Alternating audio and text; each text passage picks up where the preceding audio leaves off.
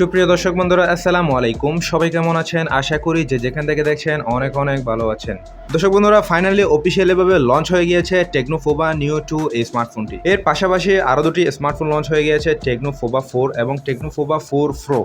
তো এর পরবর্তী ভিডিওতে ওই দুটি ফোনের রিভিউ আপনারা পেয়ে যাবেন। বিস্তারিত ডিসক্রিপশন বক্সে লিঙ্ক দেওয়া থাকবে, চাইলে সেখান থেকে দেখে নিতে পারেন। সো ফাইনালি আজকের এই ভিডিওতে বিস্তারিত আলোচনা করব টেকনো পোভা neo2 এই স্মার্টফোনটির ফুল স্পেসিফিকেশন। এই ফোনটির হাইলাইটেড বিষয় যেসব কিছু থাকছে: 16 মেগাপিক্সেল একটি মেইন ক্যামেরা সেন্সর, প্রসেসর হিসেবে থাকছে G85 এর মতো একটি গেমিং প্রসেসর, আর ব্যাটারিটি রয়েছে 7000 মিলিঅ্যাম্পিয়ারের বেশ বড়সড় একটি বিগ ব্যাটারি। দর্শক বন্ধুরা, এই ফোনটি বাংলাদেশ মার্কেটে কয়েকটি ভেরিয়েন্টে লঞ্চ হয়েছে, 4GB 64GB এবং 4GB 128GB, 6GB 128GB। বর্তমানে এই ফোনটি বাংলাদেশে অফিসিয়ালি 6GB 128GB ভেরিয়েন্টের প্রাইস রাখা হয়েছে 18,990 টাকা। সো যারা কিনা 18,000 টাকা বাজেট সেগমেন্টের একটি টেকনোর ভালো ফোন নিতে চান, তারা অবশ্যই এই ভিডিওটি শেষ পর্যন্ত দেখবেন। আর তার আগে বলবো, যারা আমাদের চ্যানেলে নতুন রয়েছেন এখনই সাবস্ক্রাইব করে আমাদের পরিবারের একজন হয়ে থাকুন, আর যারা অলরেডি সাবস্ক্রাইব করে রেখেছেন তাদেরকে অসংখ্য অসংখ্য ধন্যবাদ। সো ভিডিওটি শেষ পর্যন্ত দেখতেই থাকুন।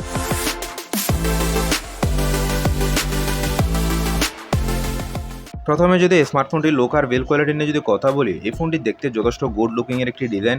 যারা টেকনো ফোনের লাভার রয়েছেন তাদের কাছে অবশ্যই এক দেখাতেই নজর কাড়বে এই ফোনটির লুক আর বিল্ড কোয়ালিটি। এই ফোনটির বডি এবং ফ্রেম ম্যাটেরিয়ালে ব্যবহার করা হয়েছে পলিকার্বনেটের, যেটি একটি প্লাস্টিক বডি তৈরি। এই ফোনটির সিকিউরিটি সিস্টেম হিসেবে দেওয়া হয়েছে সাইড মাউন্টেড ফিঙ্গারপ্রিন্ট সেন্সর, যেটি খুবই ফাস্ট এবং অ্যাকুরেট বলে জানা গিয়েছে। ফোনটির ফুটস এন্ড বাটন হিসেবে দেওয়া হয়েছে power button, volume rocker, speaker guild এবং USB Type-C 2.0 3.5 millimetre headphone Jack. অবশ্যই এই ফোনটিতে ব্যবহার করা হয়েছে স্টুডিও স্পিকার, ডুয়াল স্পিকার, যার কারণে খুবই ভালো মানের সাউন্ড কোয়ালিটি পাওয়া যাবে এই ফোনে। এই ফোনের আরেকটি ভালো ব্যাপার হচ্ছে এখানে দুইটি সিম কার্ড স্লট ব্যবহার করা যাচ্ছে, পাশাপাশি এক্সটার্নাল মেমোরি কার্ডও ব্যবহার করার সুবিধাও রয়েছে। আপনি চাইলে আপনার ইচ্ছে মতন ফোনের স্টোরেজটাও বাড়িয়ে নিতে পারেন। দর্শক বন্ধুরা, এই ফোনটি কয়েকটি কালারে লঞ্চ হবে, গ্রে, ব্লু, অরেঞ্জ ইত্যাদি কালার লঞ্চ হবে। পার্সোনালি এই ফোনটির কালারগুলো আমার কাছে যথেষ্ট ভালোই লেগেছে। আপনাদের কাছে কেমন লেগেছে অবশ্যই কমেন্ট বক্সে কমেন্ট করে জানাবেন, কারণ দিন শেষে আপনাদের মতামত আমার কাছে অনেক বেশি দামি। এইবার আসা যাক এই ফোনটির ডিসপ্লে সেকশনে। এখানে আসলে দেখা যায় 6.82 ইঞ্চির একটি IPS LCD ডিসপ্লে, যেটি কিনা 720 এবং 1640 পিক্সেল, অবশ্যই HD রেজলিউশনের একটি ডিসপ্লে। সাথে থাকছে 263 ppi ডেনসিটি এবং 90 Hz রিফ্রেশ রেটের একটি ডিসপ্লে।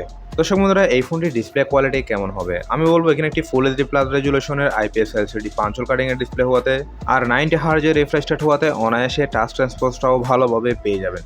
তবুও আমার কাছে এই ফোনটির ডিসপ্লে সেকশনে একটি জিনিসই কমতি বলেই মনে হয়েছে। এর ডিসপ্লেটি হচ্ছে HD রেজলিউশনের, তার জায়গায় যদি ফুল HD প্লাস রেজলিউশনের ডিসপ্লে দেওয়া যেত, এখানে একটি চমৎকার দুর্দান্ত ডিসপ্লে পাওয়া যেত এই ফোনে। টেকনো চাইলে এই ফোনের ডিসপ্লে কোয়ালিটি আর একটু ভালোই করতে পারতো, কারণ ফোনটির বাজেটটা চিপ রাখার জন্য এরকম একটি ডিসপ্লে প্রোভাইড করছে এই ফোনে। দর্শক বন্ধুরা, এইবার আসা যাক এই ফোনটির ক্যামেরা সেকশনে। ফোনটির রিয়ার প্যানেলটিতে আসলে দেখা যায় খুবই সুন্দর দুইটি ক্যামেরা মডিউল, যার মেন ক্যামেরা সেন্সর হিসেবে থাকছে একটি 16 মেগাপিক্সেলের ওয়াইড অ্যাঙ্গেল লেন্স এবং সেকেন্ডটিতে রয়েছে একটি 2 মেগাপিক্সেলের ডেপথ সেন্সর। ফোনটির রিয়ার ক্যামেরা দিয়ে সর্বোচ্চ ভিডিও শুট রেকর্ড করা যাচ্ছে 1080 30 fps ফুল HD প্লাস রেজলিউশনে।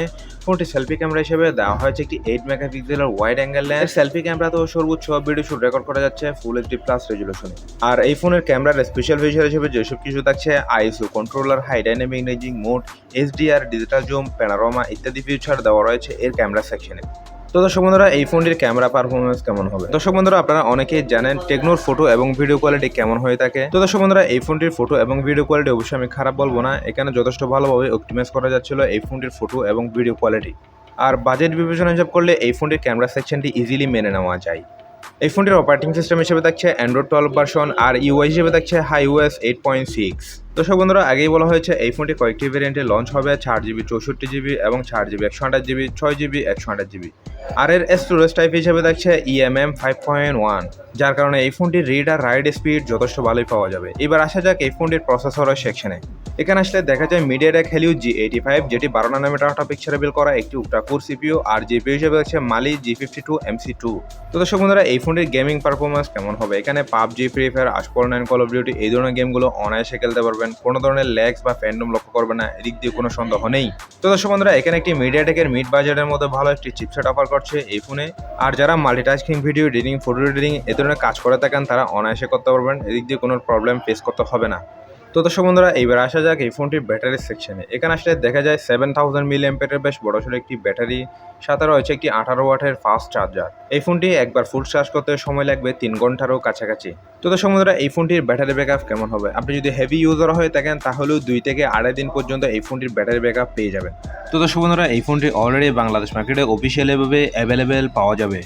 এই ফোনটি বাংলাদেশ মার্কেটে অফিসিয়ালি প্রাইস রাখা হয়েছে 6GB 128GB ভেরিয়েন্টে 18,990 টাকা।